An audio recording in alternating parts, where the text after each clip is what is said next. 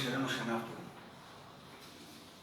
ನಾನು ಧಾರವಾಡದ ಮಹಾತಪಸ್ವಿ ಶ್ರೀ ಕುಮಾರಸ್ವಾಮೀಜಿ ಫೌಂಡೇಶನ್ಗೆ ಒಬ್ಬ ಪ್ರತಿನಿಧಿಯಾಗಿ ಈ ಕಾರ್ಯಕ್ರಮದಲ್ಲಿ ಪಾಲ್ಗೊಳ್ತಾ ಇದ್ದೇನೆ.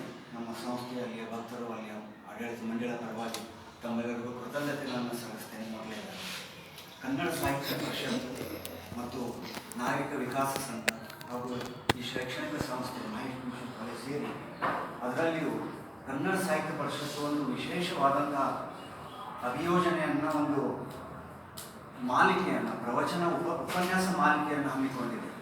ಅದು ಶತಮಾನ ಕಂಡ ಸಾಹಿತಿಗಳು ಅನ್ನುವಂಥ ಒಂದು ವಿಶೇಷ ಒಂದು ವರ್ಷದ ಕಾರ್ಯಕ್ರಮ.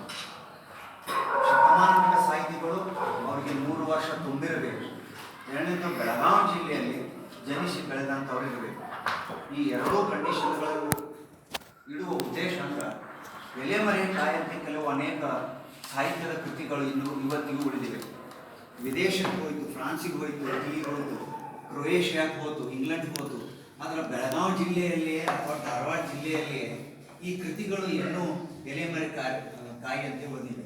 ಅದನ್ನು ಮುಂದಿನ ಜನಾಂಗಕ್ಕೆ ಮುಟ್ಟಿಸಬೇಕು ಅಂತ ಈ ಯೋಜನೆಯನ್ನು ನಾವೇನು ಹಮ್ಮಿಕೊಂಡಿರಿ. ಇದಕ್ಕೆ ನಾನು ಮತ್ತೊಮ್ಮೆ ಕೃತಜ್ಞತೆಗಳನ್ನು ಸಲ್ಲಿಸಿ ಇವತ್ತಿನ ವಿಷಯಕ್ಕೆ ಬರ್ತೇನೆ. ಮಹಾತಪಸ್ವಿ ಶ್ರೀ ಕುಮಾರಸ್ವಾಮೀಜಿಯವರ ಬದುಕು ಮತ್ತು ಬರಹ. ಅವರು ಹುಟ್ಟಿದ್ದು ಬೆಳಗಾವಿ ಜಿಲ್ಲೆ ಬೈಲಹೊಂಗಲ ತಾಲೂಕು, ಇತ್ತೀಚೆಗೆ ಅದು ಕಿತ್ತೂರು ತಾಲೂಕಾಗಿದೆ. ಅದರ ಹುಣಸಿಕಟ್ಟಿ ಗ್ರಾಮದಲ್ಲಿ ಜನಿಸಿದಂಥವರು. ಆಗಸ್ಟ್ 2, 1909 ಅಂದ್ರೆ ಶತಮಾನ ಕಂಡ ಸಾಹಿತಿ ಮತ್ತು ಅವರ ಬದುಕು ಬರಹ.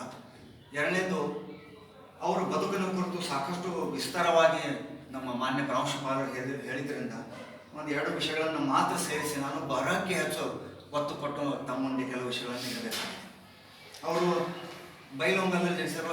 ಹುಟ್ಟಿದ ಕೂಡಲೇ ತಾಯಿ ಇಲ್ಲ ಅದು, ಆಮೇಲೆ ಕೆಲವು ವರ್ಷಕ್ಕೆ ತಂದೆ ಇಲ್ಲ ಅದು, ಅಜ್ಜಿ ಅವ್ರ ಜೊತೆ ಬೈಲಹೊಂಗಲಕ್ಕೆ ಬಂದರು. ಅಲ್ಲಿಂದ ಧಾರವಾಡ ಕರ್ನಾಟಕ ಕಾಲೇಜ್, ಅಲ್ಲಿಂದ ರಾಜಾರಾಮ್ ಕಾಲೇಜ್ ಕೊಲ್ಲಾಪುರಕ್ಕೆ ಹೋದರು.